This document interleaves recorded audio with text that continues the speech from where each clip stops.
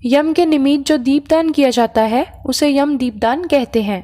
स्कंद पुराण में वर्णन है कि यम के नाम का जो हम दीप जलाते हैं उससे अकाल मृत्यु का भय दूर हो जाता है। कहा जाता है यम का दीप जलाने से यमराज की दृष्टि हम पर नहीं पड़ती है और यम देवता हमारी रक्षा करते हैं, तो इसलिए हमें यम के निमित्त दीपदान जरूर करना चाहिए।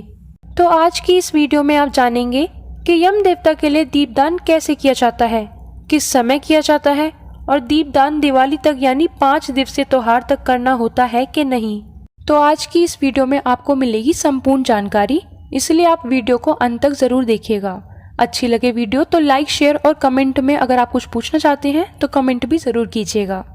यम दीपदान के पीछे एक पौराणिक कथा है जिसके अनुसार एक राज्य में हेम नाम का राजा था।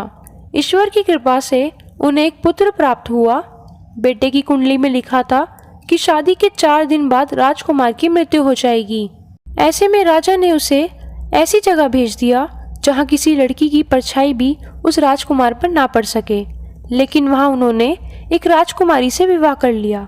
कुंडली के अनुसार विवाह के 4थे दिन यमराज के दूत राजकुमार के पास आ गए, जिन्हें देखकर राजकुमार की पत्नी विलाप करने लगी और दूतों से अकाल मृत्यु से बचने का उपाय मांगने लगी। दूतों ने ये सारी बात यमराज को जा बताई।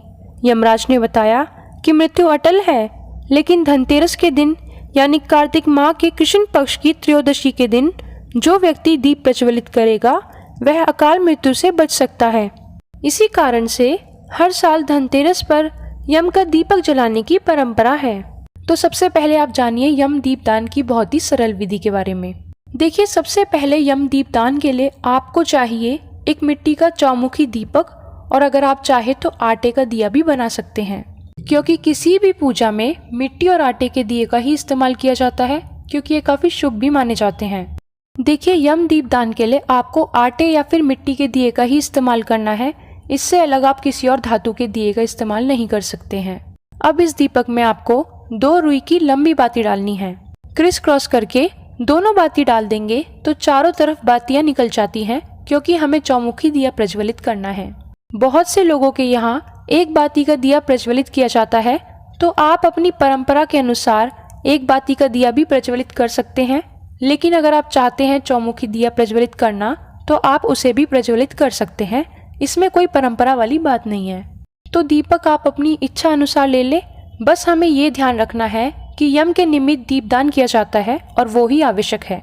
इससे कोई फर्क नहीं पड़ता कि वो चौमुखी दिया है या एक बाती का दिया।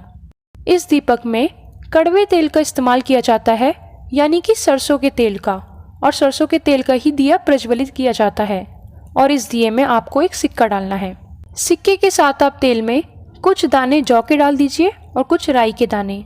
अगर राई या जौ नहीं डाल पाते हैं या लाना भूल जाते हैं तो आप उसमें खील भी डाल सकते हैं। अब ये दिया आपको अपने घर की मेन गेट पर प्रज्वलित करना है। दिया आपको अपने घर की चौखट के बाहर ही रखना है, मतलब मेन गेट के बाहर, अंदर की तरफ नहीं रखना है। बहुत से लोग छत पर रखते हैं या नल के पास, तो देखिए छत हो या नल के पास वो भी घर का ही हिस्सा है।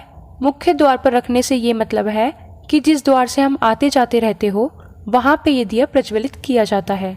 अब देखिए, यम दीपदान जो किया जाता है वो शाम के समय प्रदोष काल में किया जाता है।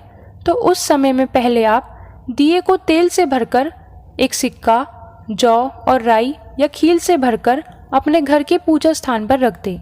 उसके बाद जब आपके घर के सभी सदस्य घर आ जाएं, तब उस दीपक को, अगर आपने एक बाती का दीपक रखा है तो पूरे घर में उस दीपक को घुमाकर घर के मुख्य द्वार पर दक्षिण दिशा में रख दें।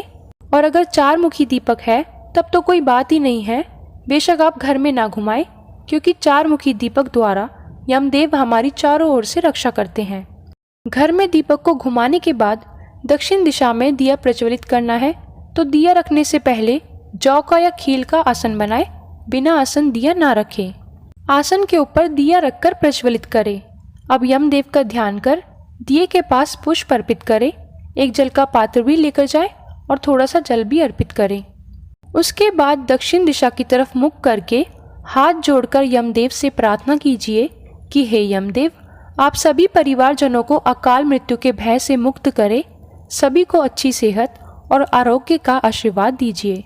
इस तरह प्रार्थना करके आपके दीपदान की प्रक्रिया संपूर्ण हो जाती है। अब बात कर लेते हैं धनतेरस को या नरक चतुर्दशी को किस दिन दीपदान करना चाहिए। तो देखिए, यम के निमित्त जो दीपदान किया जाता है वो धन त्रयोदशी के दिन करना चाहिए, लेकिन कई जगह पर इन 5 दिवसीय यानी धनतेरस से लेकर भाई दूज तक दीपदान किया जाता है। तो जैसी आपके यहाँ परंपरा है आप उसके अनुसार करें। और वैसे भी कार्तिक मास में आप किसी भी दिन दीपदान कर सकते हैं, इसमें कोई नियम नहीं है। और इस माह में दीपदान करने से व्यक्ति को मोक्ष की प्राप्ति भी होती है। लेकिन यम के निमित्त जो दीपदान किया जाता है वो स्कंद पुराण के अनुसार धन त्रयोदशी के दिन ही किया जाता है। और अगर आपके यहाँ यम के निमित्त दीपदान नहीं किया जाता है और अगर आप करना चाहते हैं तो आप बिल्कुल कर सकते हैं। आप चाहे तो धनतेरस के दिन करें या धनतेरस से लेकर 5 दिन तक यानी भाई दूज तक भी कर सकते हैं। अब बात करते हैं यम के निमित्त जो दीपदान किया है उस सामग्री का बाद में क्या करें।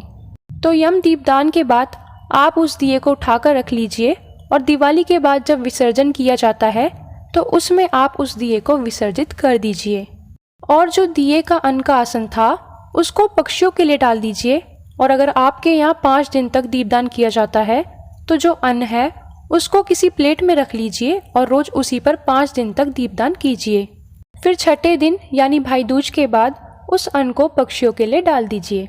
और जो दिए के अंदर तेल में आपने एक सिक्का डाला था उसको किसी अपने घर में काम करने या सफाई कर्मचारी है उनको दे दीजिए।